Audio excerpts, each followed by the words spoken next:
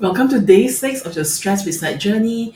And maybe by now you might have asked the question that, but Faith, I don't have the time to do all these exercises like the box briefing or even to, like catch my stresses. I have to handle my work, I have to handle the things at home, and I simply don't have time for that. So today's lesson is going to be kind of like a reminder on one of the earlier days I've talked about.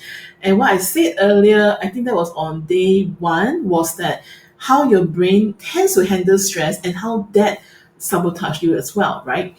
And I'm also telling you this, that anytime your brain thinks like this, like, look, I have no time, I need to handle this right now.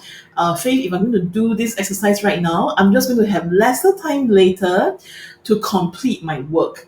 And I want you to know that when your brain thinks like that, it is also a sabotage to you too, because it is thinking that when it tries to keep you on this track of being stressed and working at the same time, handling your stuff, that it will get better. The thing is that it never quite does, because you're running on the track of, okay, I'm feeling negative and I'm doing this thing.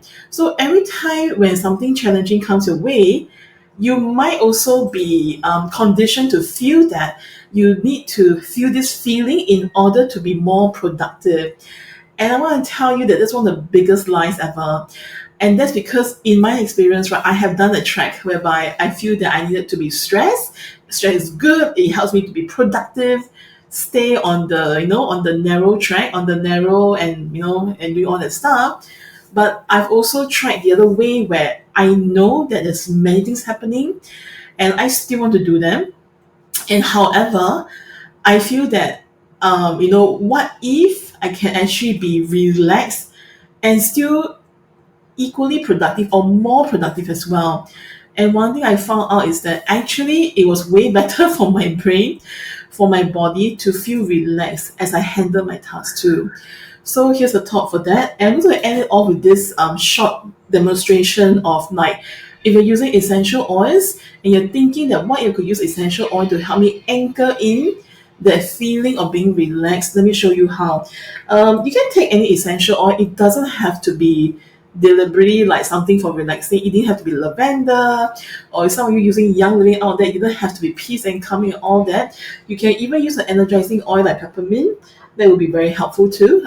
You can use anything that you feel that when you inhale in and you feel good about it. Okay, so what you're going to do is that you're just going to take like a few drops of oil and then apply over your palms.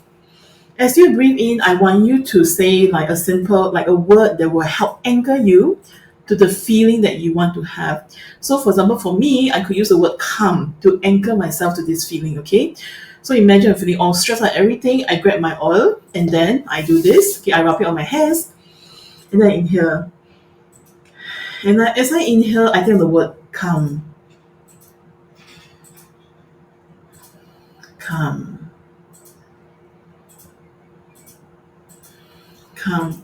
Some tips for you as you breathe in the oil that you use, okay?